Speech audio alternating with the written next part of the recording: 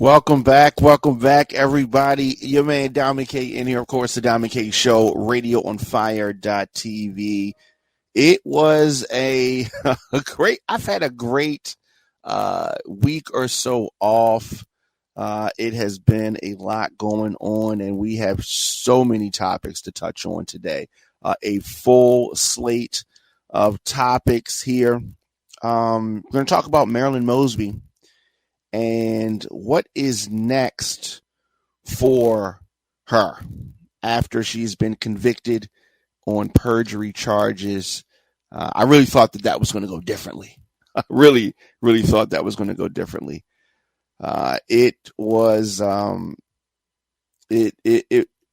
one time, Marilyn Mosby was one of the most powerful law enforcement officials in the state of Maryland.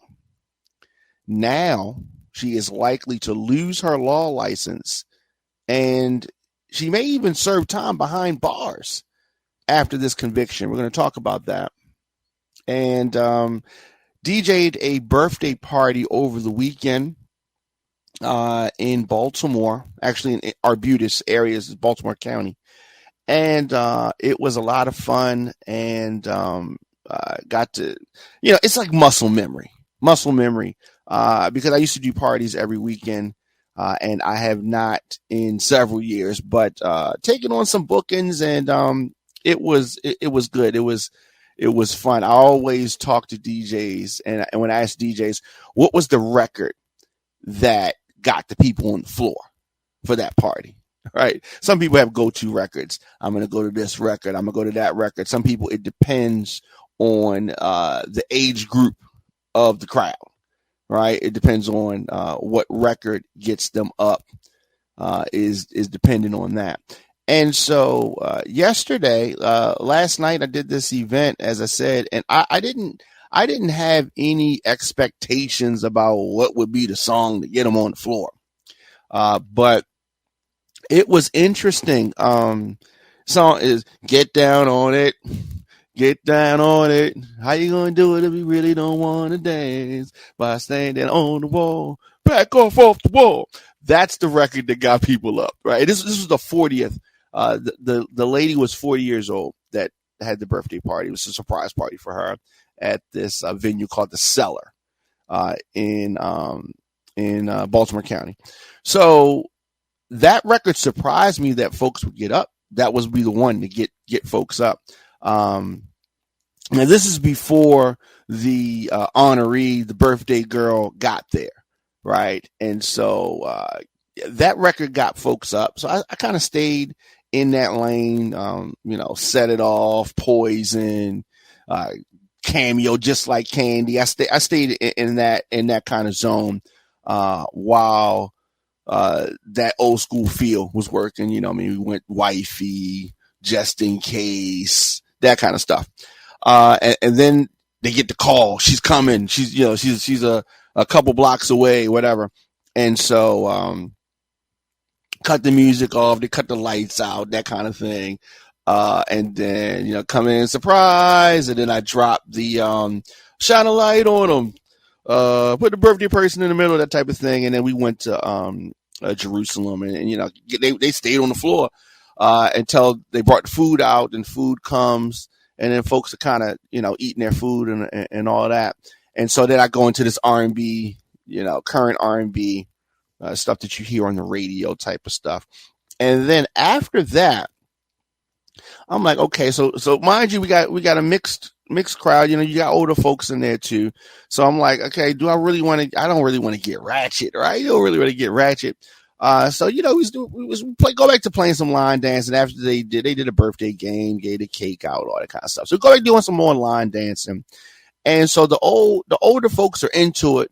The younger folks kind of got their arms folded. They kind of sitting back. So I knew one of the attendees, and she's an actress and she's an author. She's a friend of the show, Stephanie Randall. She's been on the show before, promoting her books, and as I said, she's been in music videos of mine, and I know her.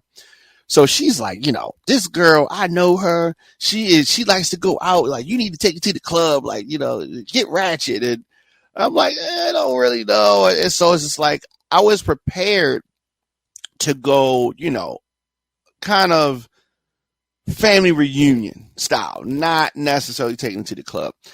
So I got through the radio songs.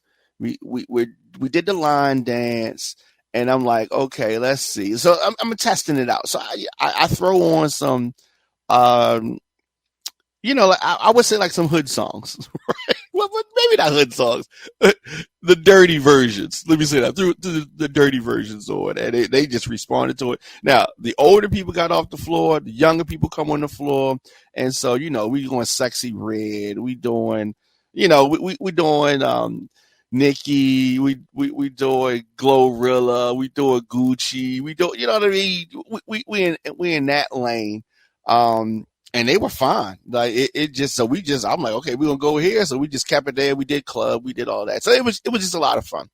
And so yes, there was a time that I felt like, okay, I'm past the party stage. But I mean, I love music, I love DJing, and so there will be times where I will be on the turntables out doing events. Now, of course, I mix, here at Radio on Fire all the time. But it's different being in the studio mixing versus being out in a party or in a live set, and I still love it. So I'm going to do that. Of course, djdiamondk at gmail.com. If you want to book me for something, djdiamondk at gmail.com. Of course, radioonfire.tv, the brand new radioonfire.tv. Of course, we're combining Radio on Fire, the radio shows, and our TV and video platform. So radioonfire.tv is our brand new address. Now, you're still going to see links to onfire-tv. That still will work, but you're going to see me pushing radioonfire.tv, radioonfire.tv. So had that over the weekend. But last week there was a lot of things going on, a lot of things happening, and we've got a full slate, as I said, to talk about. We're going to do this. We're going to take a quick break, and then we're going to come back with this Marilyn Mosby conviction and what could be next. What could be next for the former Baltimore State's Attorney, Marilyn Mosby. You're listening to the Diamond K Show, of course, radioonfire.tv. We will be back right after this. And we are back. Your man, Diamond K. So Marilyn Mosby was one of the most powerful law enforcement officials here in Baltimore, in the state. Things did not go well last week. The former top prosecutor for Baltimore was convicted by a jury of her peers on Thursday on two perjury counts. The jury probably got caught up on Miss Mosby and her income, said prominent defense attorney, J. Wendell Gordon. He showed up in support of Mosby in court. And Gordon said that he sent Mosby a message after the verdict. All I could do is send her a message through text and say, we're still praying for you and your family, Gordon said. So the jury found that Mosby lied to take money out of her retirement account. And she said that she suffered COVID-related losses for her Mahogany Elite travel business. Now, you may be saying a lot of people took hardship money. A lot of people's businesses were affected by COVID. She has a travel business. Why would that not be affected by COVID? On IG, she is promoting a Jamaican retreat for Mahogany Elite, so they have been able to bounce back. Prosecutors have given every indication that they will move forward with the mortgage fraud case, which was separated. In part, it accuses Mosby of illegally getting a lower interest rate for one of her Florida vacation homes by promising that she would not rent it out when she planned to do just that. Now, some of you may say, we see Trump on trial for fraud, his business fluctuating, increasing, decreasing the business and different things for tax purposes and getting better loans and all kind of stuff, right? Inflating and deflating. And then you look at this former prosecutor this is not a civil case. This is a criminal case. And some may say that she brought it on herself. I don't know if I agree with that, but some people are going to say that. She's out of office.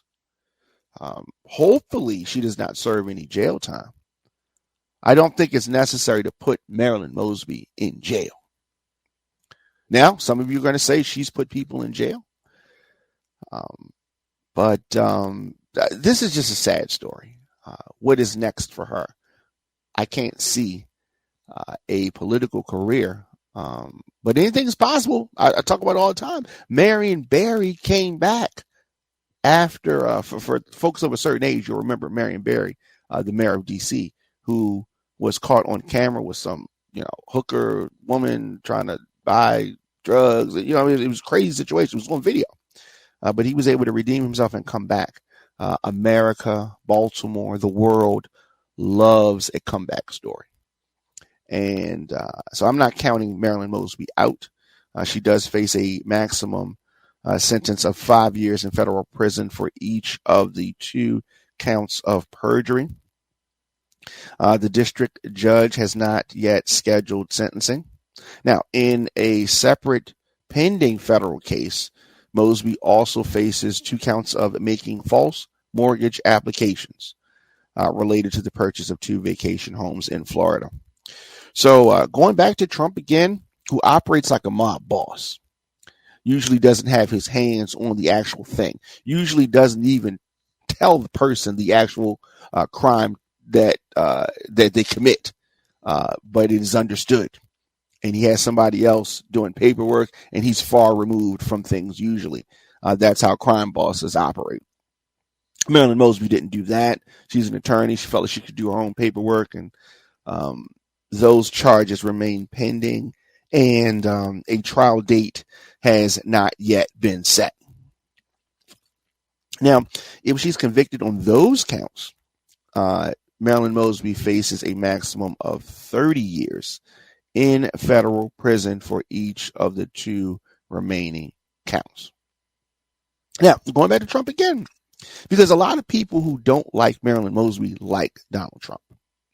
And you can't say that you want her to go to jail for this, but you don't want Trump to go to jail for the 91 indictments that he has. All right? If you want a truly blind judicial system, then one goes, both have to go based on charges, right? Now, I do want to say this, that actual sentences for federal crimes are typically less than the maximum penalties. So I don't think that she's going to jail for the rest of her life over this. But she may do some time. This perjury trial, it focused on allegations that she lied about COVID impacting her Mahogany Elite travel business that allowed her to withdraw thousands of dollars from her retirement early, penalty-free. And with that, she bought 2 vacation homes in Florida. Mosby did not testify in the case. They did hear her voice, though, in several recorded phone calls with her retirement plans customer service representative as she tried to get money. The court publicly released 5 phone calls used as evidence in this case. They are from August, May, and December of 2020. Now, during a call that took place in August of 2020, Mosby asked questions about how she could get a withdrawal. She said, yeah, I need the emergency withdrawal option if you have that written out, because I have the documents. In it, it specifies that you may withdraw funds when you, and she goes on, and it gives you 3 different scenarios. Mosby tells the representative for Nationwide, but the second one is really what my mortgage, the underwriter for the lending agency, is looking for. Experience a qualifying unforeseeable emergency that would cause you to have a financial hardship. Mosby asked, is the COVID exception still applicable? And how long is it going to be there? In the call from May of 2020, Mosby said, I want to know about the loan process, and I want to know how to access those instructions for whatever that process is online. So they laid out their case with these phone calls, and prosecutors are alleging that the Mahogany Elite was a sham and that Mosby never intended to operate it and never took on a single client. So enemies of Marilyn Mosby have been rejoicing with what's going on with her. And the call from December of 2020, Mosby told a customer service representative, now I'm in a situation where I need this money and I'm trying to figure out if there's anything that I can do in order to start the process to get it. The representative responded, you haven't submitted a form for the COVID paperwork? No, I can do that, Mosby said. I can do that right now. Of course, when they lay it out this way, it looks how the prosecutors want it to look. Mosby later said that I had a lengthy conversation with the representative who explained to me what my options were. He told me about the CARES Act provision, and he explained to me what my deadline was. In fact, I needed to take out additional money. Mosby attorneys have argued that she is innocent and agreed with the terms of penalty of perjury to get the loan because she believed she was qualified for relief. Now, I'm still trying to figure out what she exactly lied about. She, of course, had a hardship. Even if you're just starting a business, if you haven't opened the doors yet, does that mean you don't have a hardship? I mean, there was no COVID. She would have opened her, she would have been popping, potentially. Federal public defender played one of the calls during his closing argument. And he was trying to show the jury that Mosby was asking questions about the withdrawals because she wanted to make sure she was eligible and appropriately following the guidelines. Not that she was being deceitful, her public defender said.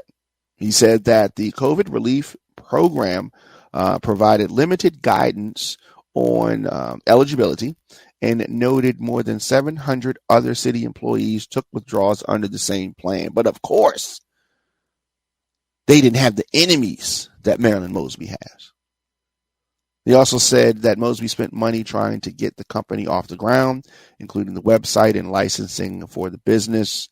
A jury found Mosby guilty of perjury. They have their evidence. The jury has spoken. She is either going to appeal or not. I don't think she is. It doesn't look good.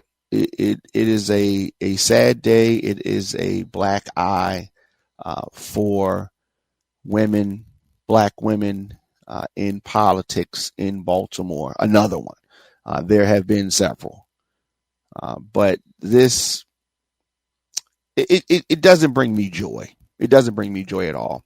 I really think that Marilyn Mosby did some good work.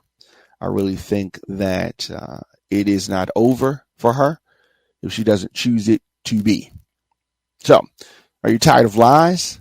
Are you tired of people spinning the facts? Join me here weekdays, 6 p.m. on the Diamond K Show as I unpack top news stories of the day, whether it's politics, music, pop culture. I give you nothing but the truth. Get the Diamond K Show daily on YouTube, Apple Music, Spotify, Facebook, X, Twitter. I'm still getting used to that. Or radioonfire.tv, wherever you get your podcast or your entertainment. Just search the Diamond K Show. Of course, radioonfire.tv is a 24/7 platform for news, opinion, conversation, entertainment. We can't do this without your help. So support us and become a member. You get exclusive content of the Diamond K Show. You can get exclusive mixes, or you can get access to everything that we have. You can become a patron. Subscribe to us on YouTube for business ads, mentions, unboxing, posts, collabs. Hit me up, djdiamondk at gmail.com, djdiamondk at gmail.com.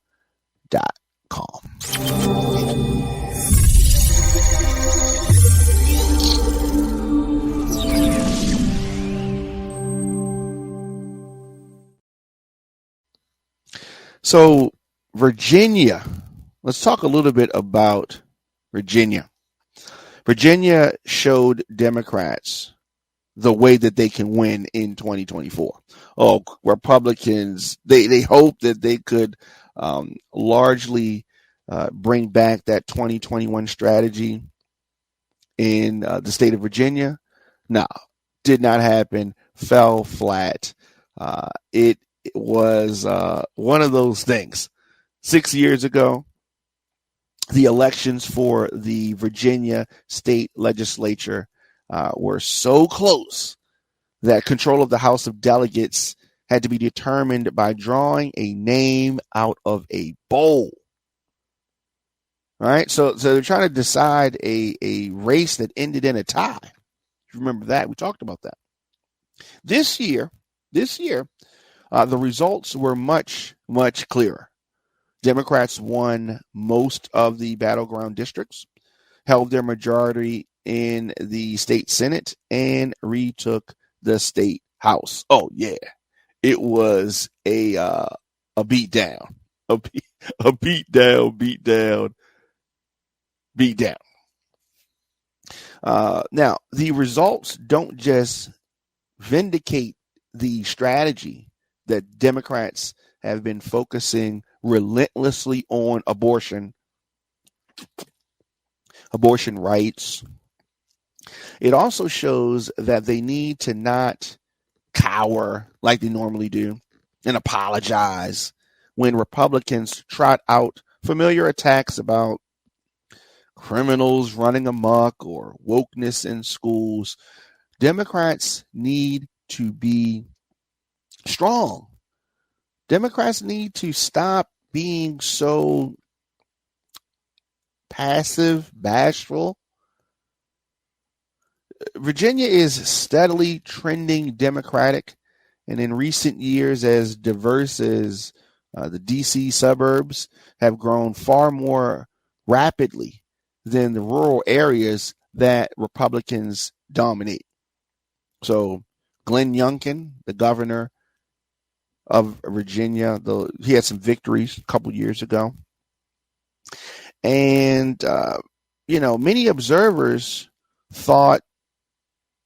hoped that he was going to do something, but combined with an attack on Democrats for wanting to, quote unquote, defund the police, a position almost no elected Democrat holds. Everybody, well, I'm not going to say everybody, but these elected officials want the police. It's not that. It is definitely not that. They want the police. So I don't know any elected Democrat that wants to defund the police, actually. Republicans had a new strategy to win, even in places where they struggle.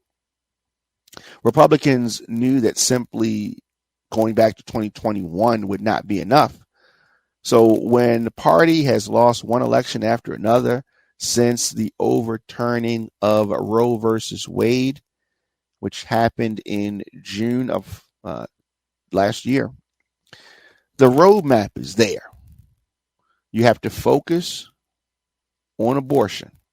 Focus on the lies that were told by Republican after Republican after Republican. And you look at Virginia, Governor Youngkin supports making abortion illegal after 15 weeks of pregnancy. Now, there are exceptions for rape, incest, and life of the mother. In practice, it is proven almost impossible for women to avail themselves of those exceptions where they are written into abortion bans.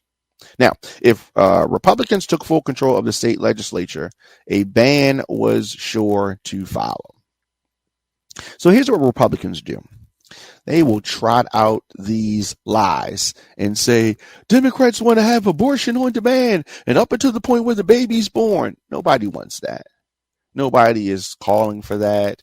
Nobody's advocating for that.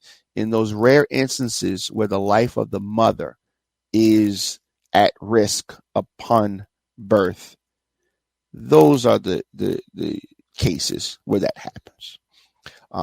But Republicans want to focus on that part, the lies, but not focus on the woman's right to choose.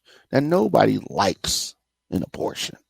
Nobody wants to do that,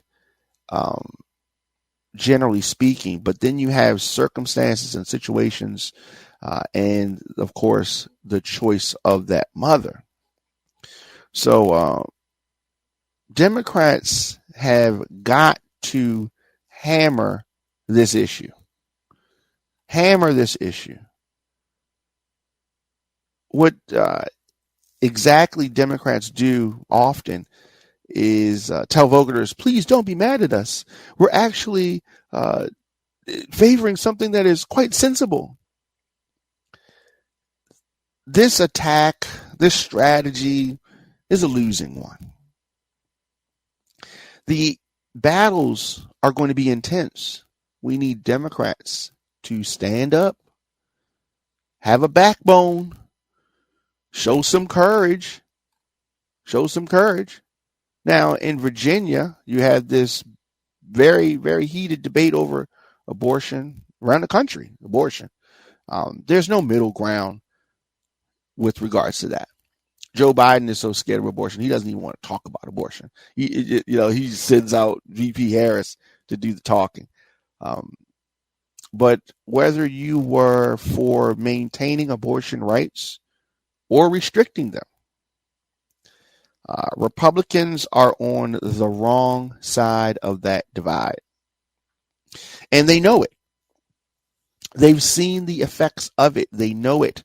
So what they try to do is put crime at the center of many of their races, trotting out the same misleading attacks that they've used in the past.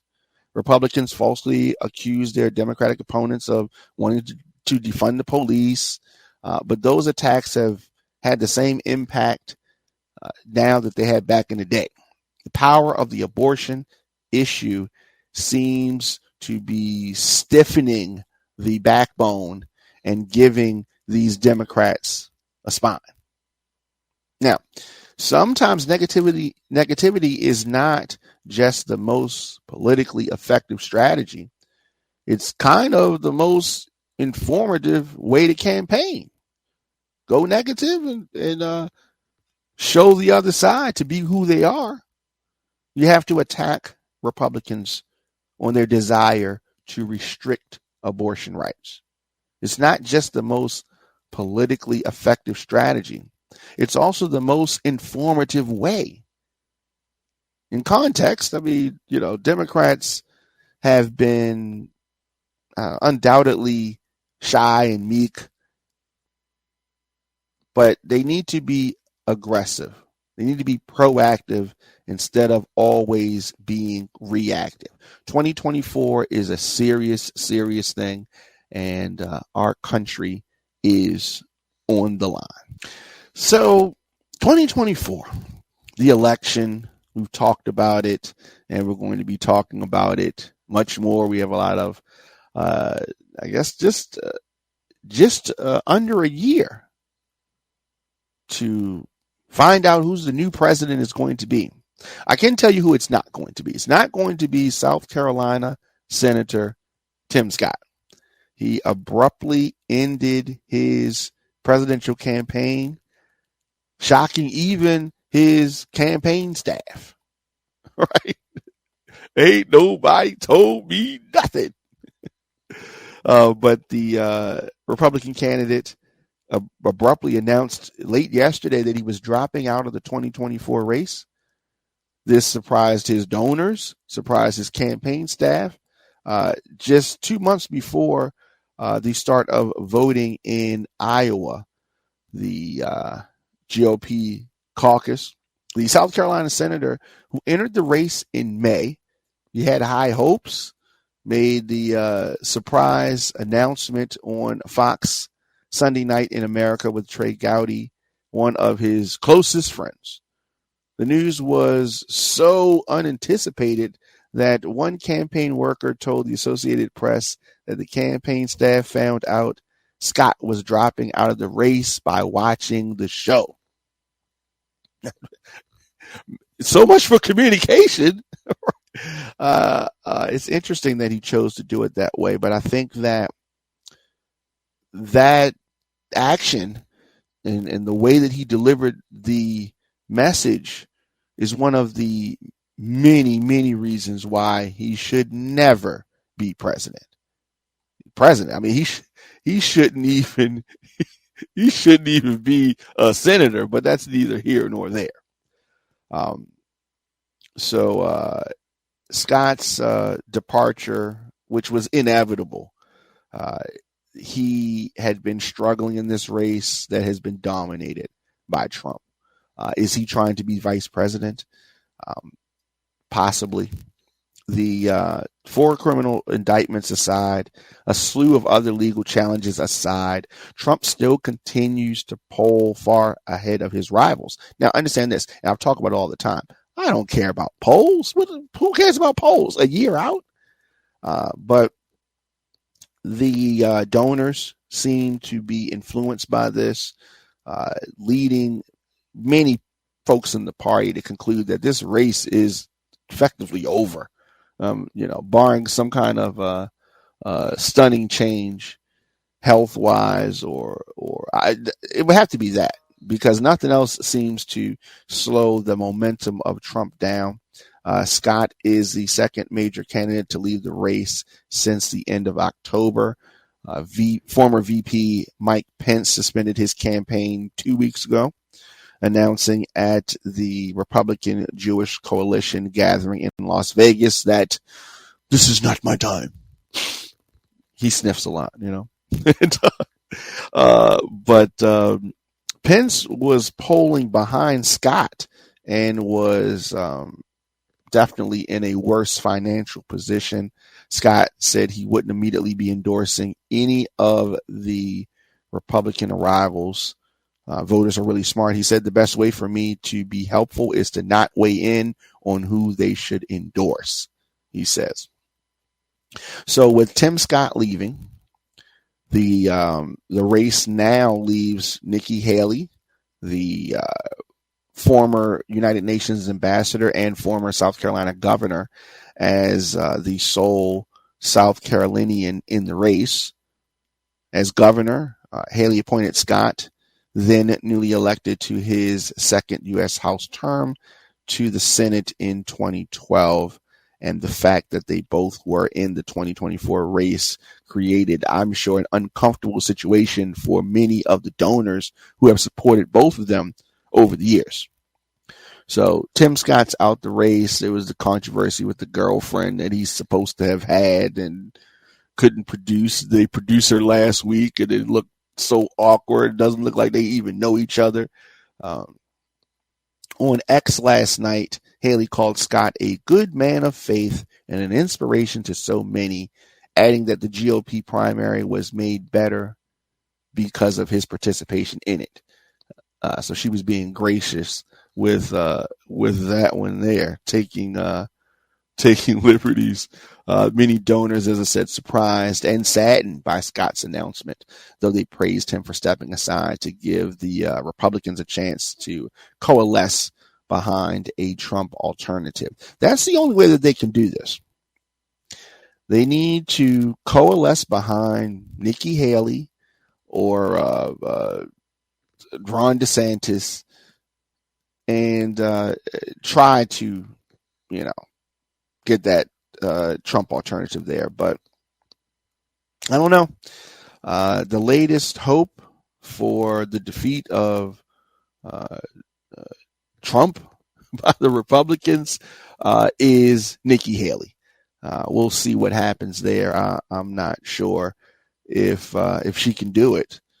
Scott's next move is unclear. He said that his 2022 Senate reelection would be his last, and has at times been mentioned as a possible candidate for South Carolina governor, which is up in 2026.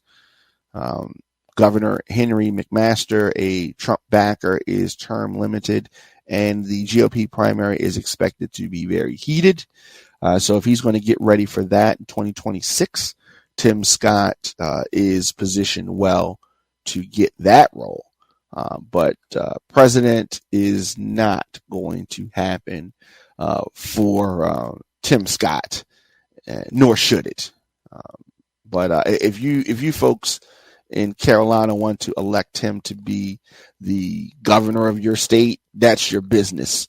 But president, is going to be a very, very hard pass for me. When folks are accused of a crime or something looks fishy, the answer usually is to deny. New York Mayor Eric Adams, not a friend of the show. I think that he is a Democrat in name only. I think he's a Republican in his heart of hearts, as they say. The FBI seized electronic devices in a corruption probe. A very surprising turn of events. Mr. Law and Order had his electronic devices seized. The sitting mayor of New York City. So you have this ongoing investigation into his campaign fundraising. Sources have revealed that the documents confiscated include 2 cell phones and an iPad. The investigation revolves around allegations of collusion between Adams' 2021 mayoral campaign and the Turkish government and other entities funneling money into his campaign. Wait, what? Mr. Law and Order, right? Oh, looks really, really bad.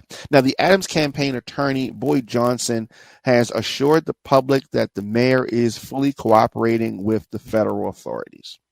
Now, what this means for his future, can the folks of New York still have confidence in Mayor Adams? I don't know. Johnson explained that during an internal review, it was discovered that an individual had acted improperly. In the interest of transparency and cooperation, Adams promptly reported this behavior to investigators. So they're trying to paint him, his attorney's trying to paint him as the good guy here. And we'll see if he really is the good guy. FBI reportedly approached Adams on Monday evening after an event, and he willingly handed over his electronic devices. This is last week. It is important to note that Adams has not been accused of any wrongdoing at this stage. We don't know whether that will happen or not. He continues to participate willingly in this investigation. Says that he has nothing to hide. As a former member of law enforcement, I expect all members of my staff to follow the law and fully cooperate with any sort of investigation, and I will continue to do exactly that. I have nothing to hide, he said. I think that he would fire somebody under that was in this situation. Not necessarily calling for his firing, but it does not look good that the sitting mayor of New York had his electronic devices seized. It just looks crazy. It looks really, really crazy that this is happening. Examining the feds are whether the 2021 campaign accepted illegal donations from the Turkish government. So his home of the Mayor Adams' chief fundraiser was raided on November 2nd. This broad criminal inquiry into the funding practices of Mr. Adams' 2021 campaign has now spilled into public view. We can see everything that's going on now. Well, not everything, but we're getting information late. He is only 2 years into his first term. Now, Mr. Adams has been confronted with the migrant crisis and the city's struggle to recover from the pandemic, along the intense scrutiny of chaotic and violent conditions at Rikers Island. Is he going to end up at Rikers Island? No. The personal and public relations perspective, things are bad. An investigation into his fundraising is probably going to be the largest, the steepest challenge yet for the mayor. Now, he has already raised more than $2.5 million for his reelection bid in 2025. So the feds are investigating Mayor Adams' campaign. So did they receive illegal foreign donations? Foreign! So this whole thing busted into public view on November the 2nd. November 2nd, the FBI raided the home of Brianna Suggs, the mayor's chief fundraiser, as part of a broad public corruption inquiry. That's how it started. A fake donor scheme. The feds are seeking information about whether the Adams campaign used so-called, what they call straw donors. Now, this is a tactic used to funnel illegal contributions to candidates from secret sources. Now, Brianna Suggs is an inexperienced 23-year-old, was an unusual choice to run Adams' big money fundraising operation. Now 25, she is embroiled in a very sprawling investigation with an uncertain outcome. So you say, we want to get an outsider. You get an outsider, you get somebody too young, and you see what that is. So now this thing is at the doorstep of the mayor, Mayor Adams, who is facing ethics issues for years, has not been implicated in any misconduct. The investigation involving his chief fundraiser has pulled him in and drawn him even closer. So they raided her house. Now, I want to say this. He has not been accused of any wrongdoing. The mayor was in Washington, D.C. on the morning of the raid and had plans to speak with the White House and members of Congress about the migrant crisis. He abruptly canceled those meetings and returned back to New York. Days after Miss Suggs' house was raided, the federal agents approached Mr. Adams after an event in Manhattan, asked him, his security detail, to step aside, and got into the SUV with him. The FBI seized the 2 cell phones and the iPad from the mayor, copied the devices, and returned them within days, said his attorneys. So this is an interesting situation here. We're definitely going to keep you posted on this. This is going to be updated as needed. If you have thoughts on this, I'd love to hear those in the comment section, or hit me up at the Diamond K Show on all social media, or djdiamondk at gmail.com.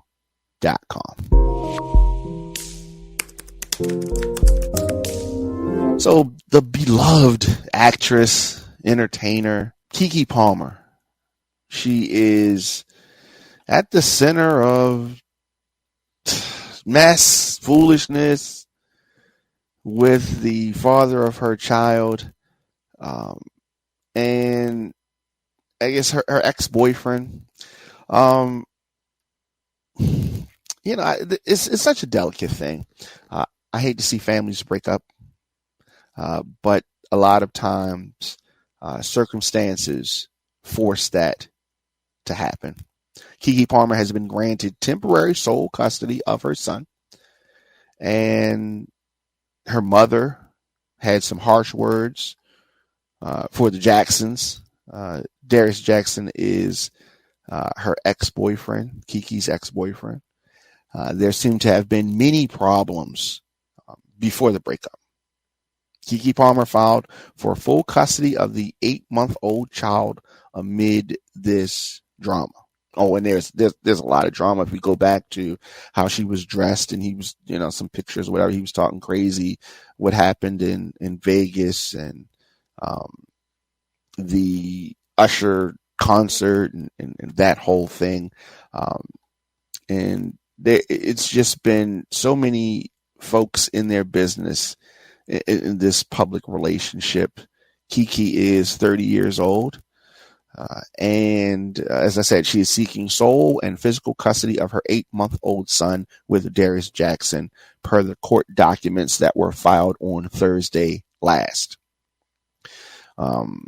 Initially, her reasoning was unclear, but it has been discovered that she also filed for a restraining order claiming abuse at the hands of Darius Jackson. So in her petition for full custody, the actress elected to pay for the reasonable expenses of pregnancy and birth. She asked that both parties be responsible for their respective legal fees. I think that is fair. The documents also note that the court may take orders for the child support and the issue of earnings assignment without further notice to either party. This is going to be in the public. This is going to be very triggering for some, right? Whenever you have allegations of abuse, it is definitely triggering. But this is something that's been going on. This is a public couple, well, at least Keke's public.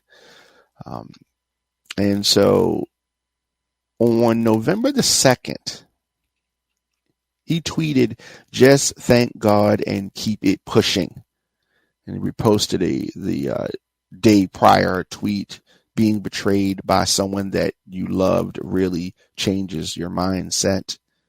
The father of one also reposted another melancholy tweet that said, "Nobody apologized for how they treated me. They just blamed me for how I reacted," he said. So they had a interesting relationship, but the pair has been having issues ever since Palmer danced with Usher at the Las Vegas residency over the summer and back in July. Jackson publicly shamed her for her outfit that she wore to the concert. It was a whole thing. And, so much about this relationship is triggering for folks. So much of it is triggering. So at the time, so she, the outfit that she wore, she looked amazing in the outfit. He said that it's the outfit, though. You a mom, he tweeted at the time. It sparked a lot of negative backlash online. My thing is that social media has become a place that people criticize each other. If he had worn something and Keke saw it and commented, "You're a father, or you're a boyfriend, or you're a husband. You shouldn't be dressed like that, and be a man," or something to that effect, there would have been no backlash like that. Not like how it was the other way around. But I wanted to highlight that. Now, despite this criticism, Jackson doubled down on his point of view, stating that he has standards and morals. And he didn't appreciate how she was dressed. And, I don't have a problem with him saying it to her. I'm surprised that he chose to say it publicly. But the scrutiny became so extreme that he later deleted his account, temporarily anyway. Palmer, for her part, took the controversy with stride by selling "I'm a Mother" merch, boasting about freedom, and later appearing with Usher in his Boyfriend music video. So, you have that going on in the background. It was reported in August that the pair broke up, but then they took to social media to slam the false reports. So they tried to work it out.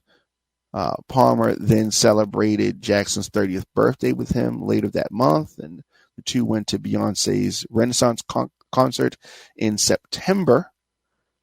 The couple first publicly acknowledged their relationship in 2021. So this is all over the place. Who knows where these two end up? Has she been staying just because of the kids? She was trying to,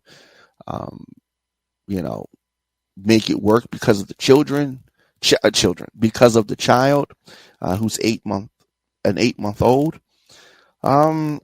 If there's any abuse, there have been still photos shared of something that just doesn't look well. And I don't know. If you're getting abused, you definitely should leave.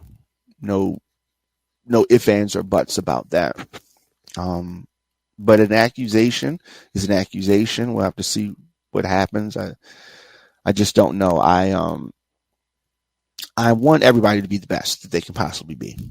But if she's being abused by her son's father, it's time to go. There's no other way that we can look at that. There's no other way that we can dissect that or spin it. You know what I mean? But she's accusing him, the ex-boyfriend, of abuse, and the judge has granted this temporary restraining order. It's going to be very interesting. Very, very, very interesting. We're going to continue to follow this story as it continues to evolve.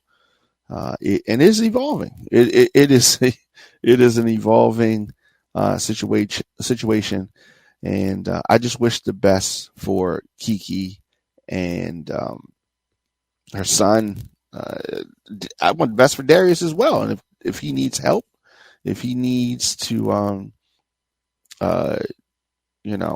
get something done, go somewhere, talk to somebody, then you need to do it. But you don't need to be putting your hands on anybody because things don't go the way that you want them to go. I don't have any children, but if I had a son, that's one of the main lessons that I would be hammering home to that young man, and it should be hammered to Darius Jackson as well.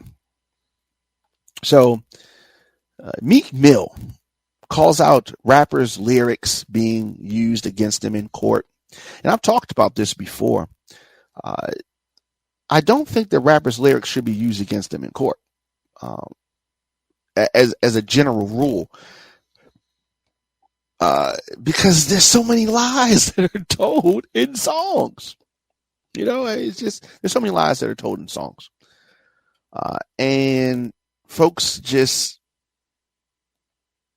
the politics of the justice system, politics and the justice system, many of our folks don't pay attention the way that they should.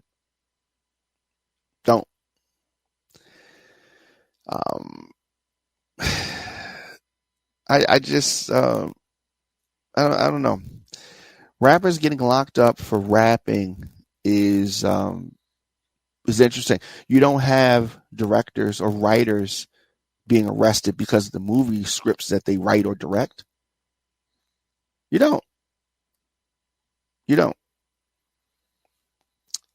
Meek Mill previously commented on Young Thug's case, saying that he thinks that the YSL rapper is going to beat the case due to how messy the details of the legal proceedings have been. That situation over there is crazy. The YSL situation, crazy. But hip hop, music in general is art.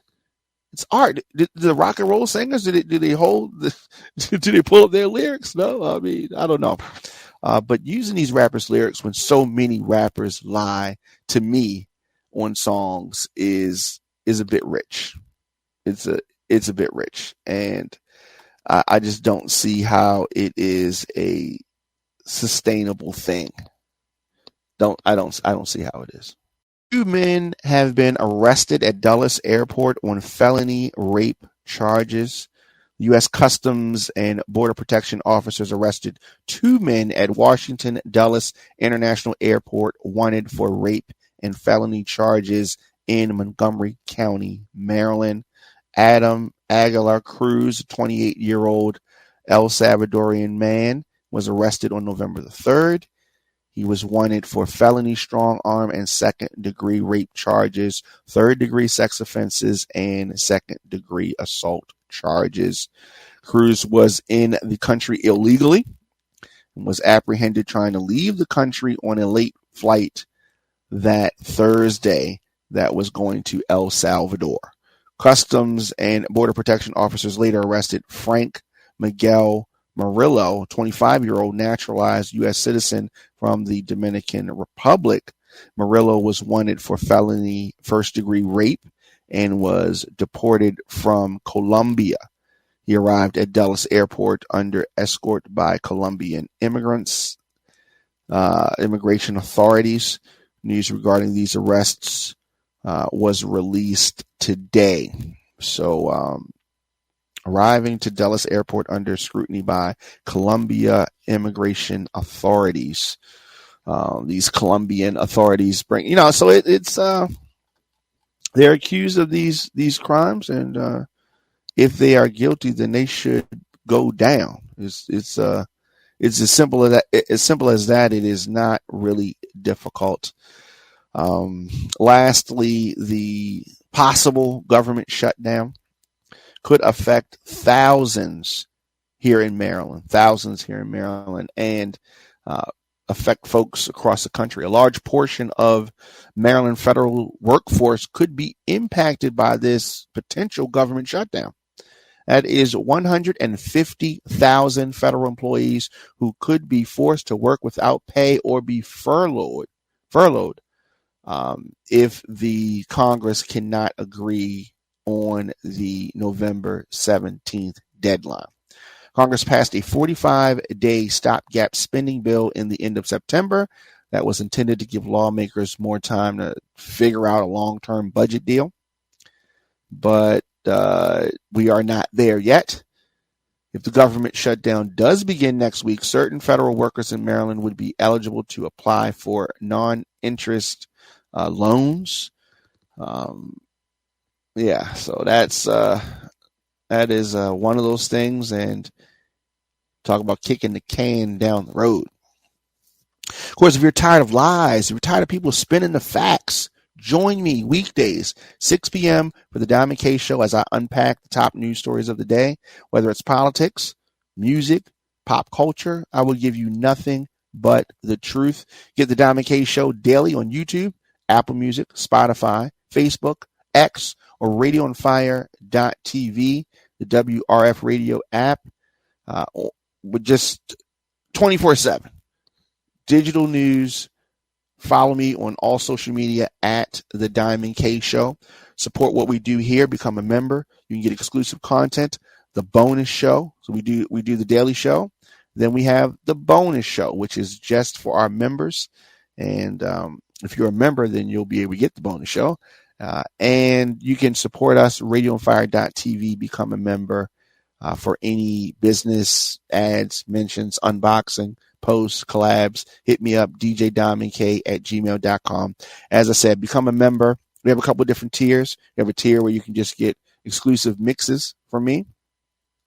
We have a tier where you can get the Diamond K radio show and the bonus show. And then you can get on all access pass for all of our content. You can do all of that. radioonfire.tv. Of course, I'll be back here tomorrow. And for members, stay tuned.